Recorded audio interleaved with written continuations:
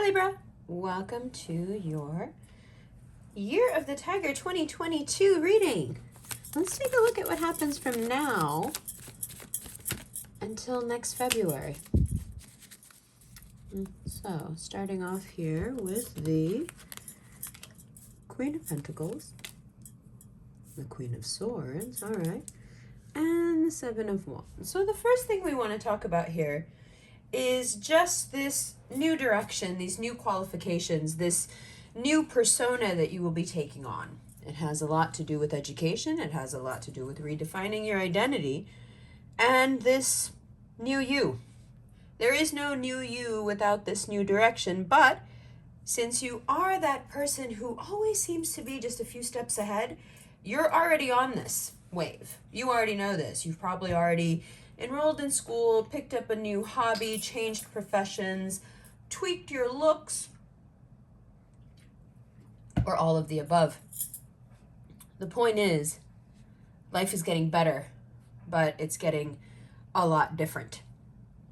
And that includes your emotional relationships as well, especially the ones that are tied somehow between love and money. And you may see that your relationships become a little bit more intertwined in terms of love and money. It may be that the person you are seeing or the person you end up seeing next has a real impact on your career, or that you can have an impact on each other's careers. Now, whether or not that's a good thing is really up to you. What it seems like from that Nine of Pentacles is that as long as you are about your money, this partnership, this collaboration can work really well. Whether it's a Gemini or a Scorpio, it seems to work out just fine as long as you keep your priorities straight, meaning as long as you put yourself first. This is not the time to put romance above all. And I think you can feel that yourself as well. You are a romantic. You're an unapologetically romantic. We know this. But you've got this plan, this new you, this new direction. And it really doesn't have anything to do with romance. Sure, romance can come into the picture later and aid this new person that you're becoming, collaborate with this new person. Yeah, for sure. But the direction has to be yours. Right? This is a self-directed change. This is something you're passionate about. This is something that you want for you. So let's not conflate how you may end up feeling about either of these people with what's most important. And that's the Nine of Pentacles there. So the other thing that happens here is that when we look at this Death card, let's look at it in terms of its most basic meaning as a major arcana. This is about spirituality. It's about getting more out of your spirituality. It's about getting to a place where perhaps your logic has kept you from going to before. There is this wellspring of faith beginning to bubble in you. And it may be because of things that have happened.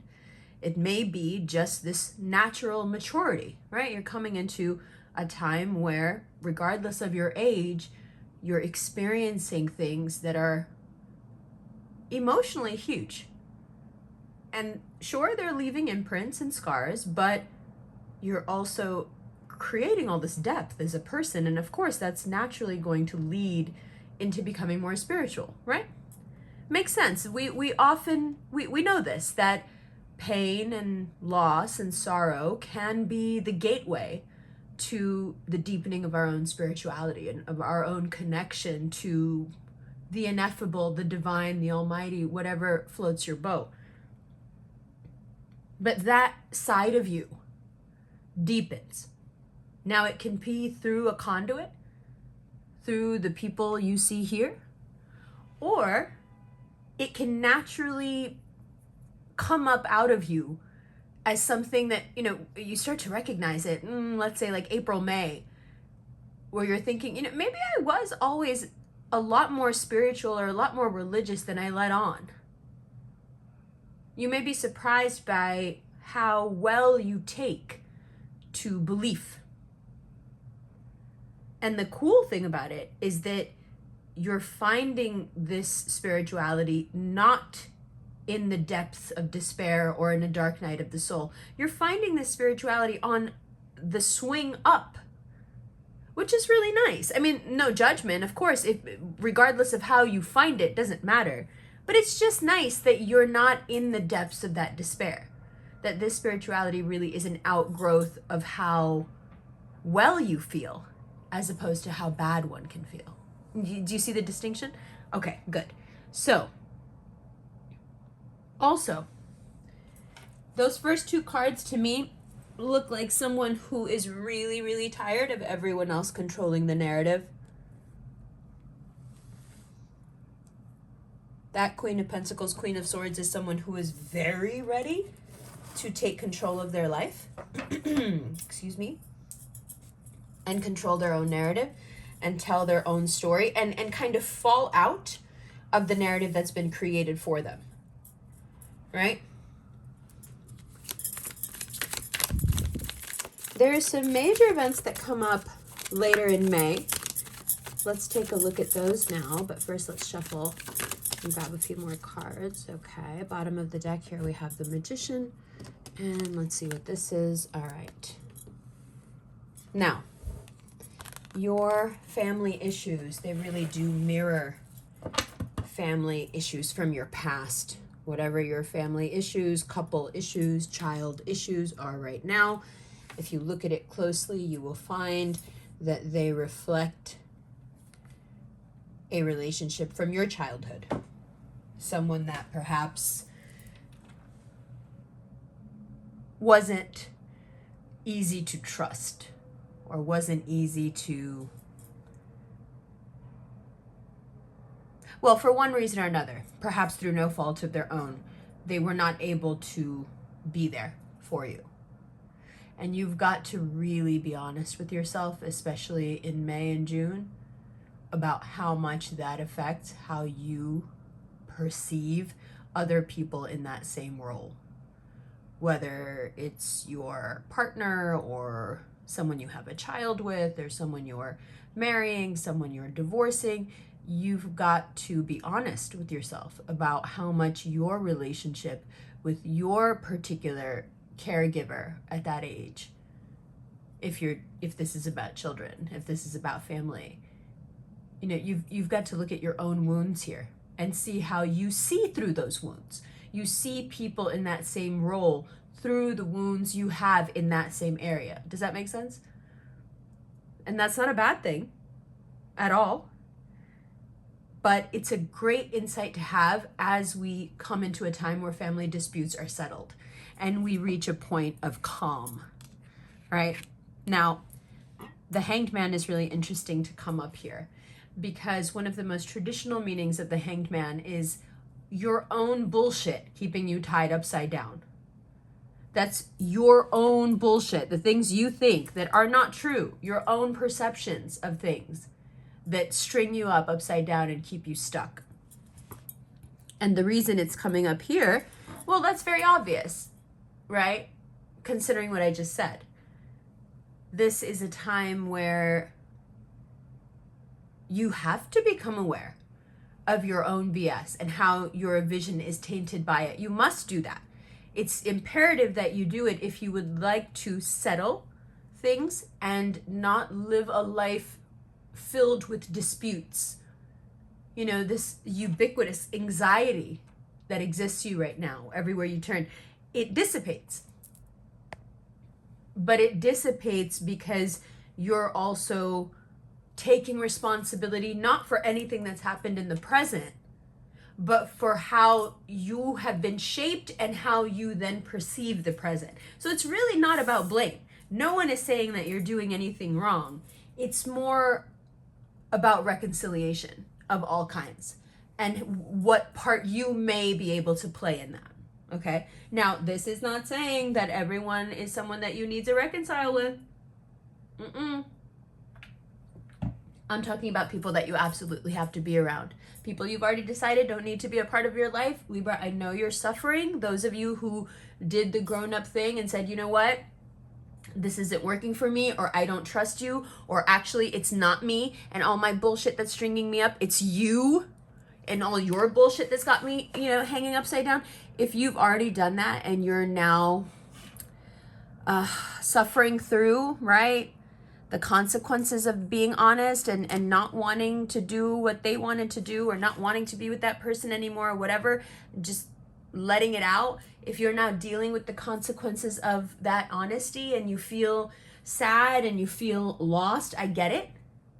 But also, just in case no one has told you, wow, am I proud of you. That's a really difficult thing for you guys to do. You're not known for being emotionally independent. It's a really big deal. And I promise you, as bad as you may feel right now, I promise you the upswing will be just as sweet, because you are showing yourself and you are declaring to your subconscious in a very profound way that you choose yourself. And I think, to be honest, that Libras, you guys wait your whole life to choose yourself. And as soon as you find a way to do it, it's like the drug you can't get enough of. And it's ironic, because your whole life you choose everyone else, but because you take such good care of yourself, everyone thinks you're always choosing yourself. It's so ironic. But as soon as you genuinely start choosing yourself, you'll notice how nobody has a thing to say. Nobody. I mean, because if people were in the habit of calling out people for choosing themselves, we would spend most of every day calling out your zodiac counterpart, Aries, for being all about themselves. But nobody does. The sick truth of it is that the only people that get shit for thinking about themselves are people who are actually running around all the time doing everything for everyone else, because that little thing is just a ploy to get someone to do something for you. People who actually run around thinking about themselves all the time don't get any criticism, because there's nobody there to hear it. They're thinking about themselves. They're not even around to hear it. So nobody says anything. It's only people with good hearts that put everyone before themselves that even get engaged in that narrative, because it works on you. But it doesn't anymore. And you're like, but I didn't know choosing myself was gonna feel this bad. Yeah, I mean, yeah, I know it's not pleasant, but trust me, it's better than the subset of Libras that instead of choosing, or it's better than the subset of Libras who are pretending to choose themselves by actually just being super self-destructive. You could be doing that, but you're not. And that is a huge step up, because you could still be there. You could still be in destructive Libra mode. You could. No, this isn't pleasant, and destructive Libra mode, to be fair, is super fun. But you know that this is more productive, and the crash after the high that they're on is severe. And I think anyone who went ahead and took the hard steps already, you're just interested in a much more settled and calm life. You don't want the nonsense anymore. You don't want to feel anymore this enormous pressure, in the mind of hanging upside down by somebody else's ideas or expectations, or, their subtle demands of you and of your energy. It's just, it's almost better to just be alone. That's the point you get to, and then boom, there is this mid-May, early June explosion of opportunity and love and acceptance, and you're feeling like, okay, you can do things with everybody. Whoever you happen to be romantically involved with, you feel like you can make all the money in the world with them. Whoever you happen to be really good friends with, you feel like you can, make huge new projects with them. You get this optimism, you get this affirmation that you're looking for. You spend a few months, kind of lost and thinking, did I do the right thing? Oh, being alone feels so weird, and why did I do this? And then a few months into the year, you have this huge payoff.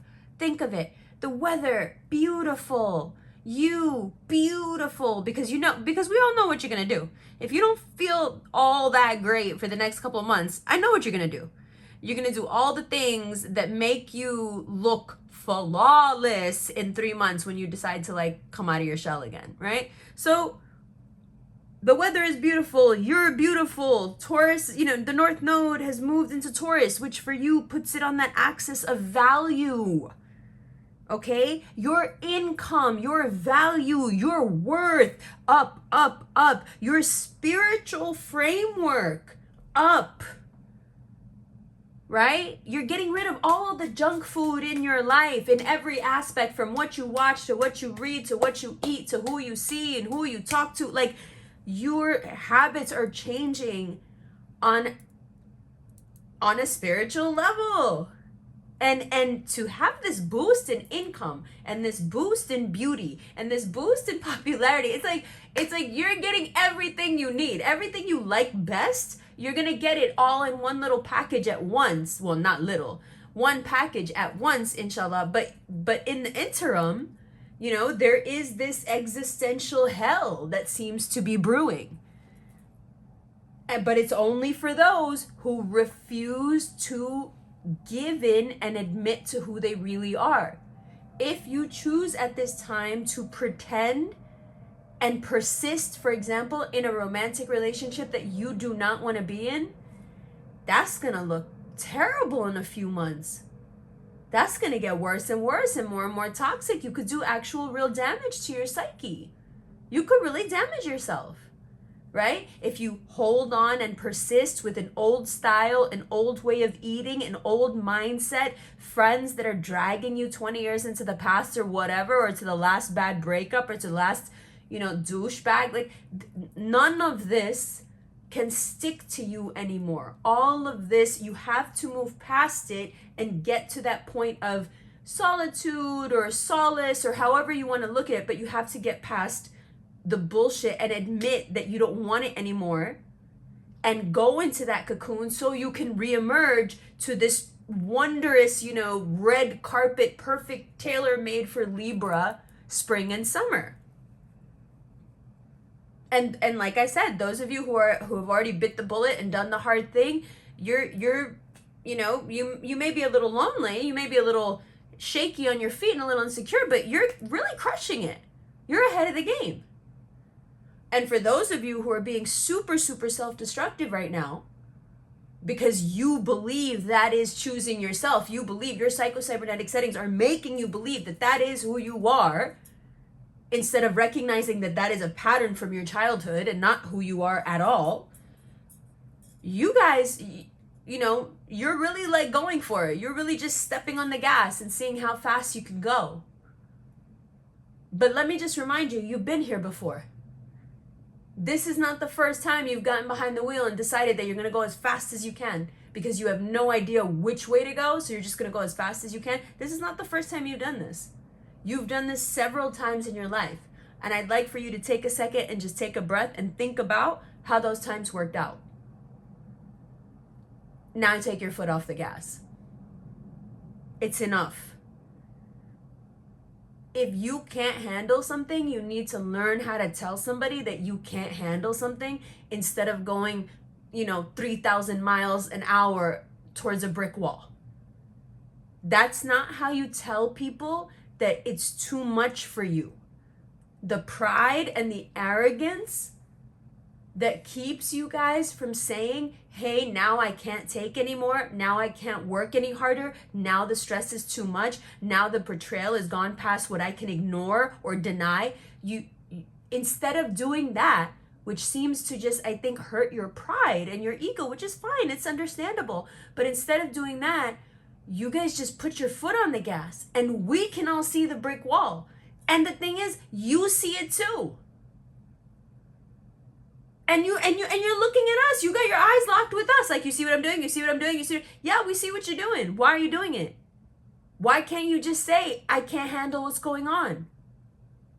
That need to grasp at control, even when you have none, creates such a toxic and dangerous environment for you And the thing is, you don't hurt anybody else in these adventures. You're very conscientious. You're not trying to take anybody else down with you. So it's not like I'm saying, like, come on, think of everyone else. I'm just saying, well, think of yourself. For once in your life, don't think of everyone else. Think of yourself. What are you doing? And for those of you who got out of the car before it hit the wall, you're nodding your head aggressively. Like, what are you doing? Because I got out of the car. You need to get out of the car. And they're looking at you like, is it fun outside the car? And you're like, no, it sucks out here, but, at least I'm not going to hit a brick wall. And I assure you that in a few months, all of this will be manageable again. But there is absolutely nothing wrong with you admitting that maybe things are a little too much right now and you need some help. As someone who is not a Libra, has like one Libra placement, I can tell you that this is something that I had to do a few days ago. And it was very, very difficult. Just saying that I couldn't do something brought me to tears. I was so ashamed. Because it's something I should be able to do. Why can't I do it? I'm too overwhelmed. I have too much on my plate. I just can't do it. The words, I just can't do it, they were stuck in my throat. It's like I couldn't get them out. Every time I tried to get them out, tears came out instead. And a picture began to form of me. An aspect of me that I had no knowledge of. No view of, no awareness of before. My God, was it that hard for me to admit that I can't do everything and anything? Whoa, what kind of pressure is that putting on me? Subconsciously. Thinking that way about myself. What was that actually doing to me? Well, I know exactly what it was doing to me. It was running me into the ground. But the brain, it'll trick you. It'll make you think you're actually doing the best thing ever. You're just a hard-working, good person. Meanwhile, you're toxic as fuck and you're abusing yourself by working too hard. And not even by working too hard, by not being able to just make the simple admission that perhaps you need a little help. Perhaps you don't know exactly how to handle everything. Even if everyone comes to you to handle their shit. Maybe that's part of it. Maybe that's why you can't admit it. Because how's the person that everybody else is going to supposed to say, I don't know what to do in my own life right now. I need help. The one who helps everyone isn't allowed to stand still one day and say, well, I need help too. In your head, they won't even know how to help me. They're useless. They need my help all the time. How are they going to help me? And they'll surprise you, Libra. They'll surprise you. They're not as useless as you think they are. I promise you. But if you never lean on anyone, that's the real loneliness you feel. You know that, right? This thing you see in a Libra's eyes when they're out with 20 people in the most fabulous setting, having the most fabulous time with the most fabulous people, and you look in their eyes and you can see that they're completely alone. And none of what is going on around them is sinking in or even affecting them a little bit. That loneliness that you live with, it's that pressure. You have to be everything. You can't lean on people and have them do for you because you have to be the one doing for them. That's really isolating. That means people connect with you all the time, but you can't connect with them.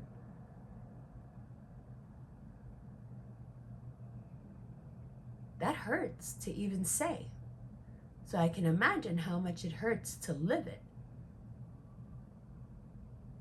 But now you have this glorious opportunity to connect with everyone around you by simply saying, I can't handle this. Wait, what? What do you mean? You've always been able to. What do you mean you can't? I can't handle this. I need help.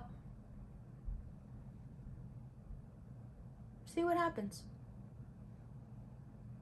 And that becomes a theme for the year. The more you ask for help, the more your connections deepen, the more you learn, the stronger you get. And soon you start to realize that the more you lean on the people you trust, the more you become who you are always supposed to have been. Were always supposed to have been. There is a side of you that is invisible or close to you that this year brings to light. And it's a vulnerable side, and it's beautiful, and it's truly connected. And so the level of compassion is different. It's a year to be cracked open and to pour forth that vulnerability without fear. Because you know that when you needed to lean on people, you did, and they carried your weight. And it leaves a profound imprint on you.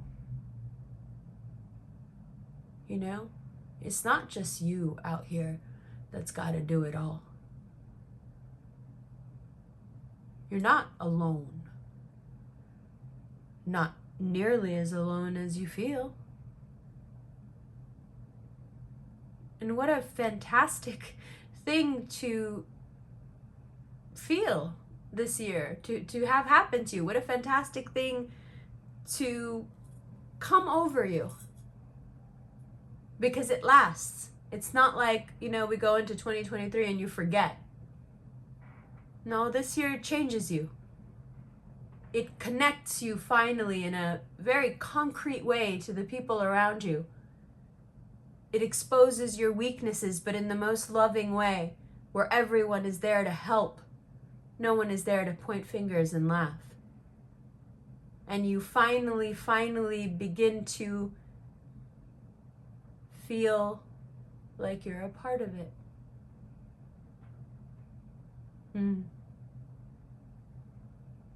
So wonderful. I love you, love you. I'll see you in the extended.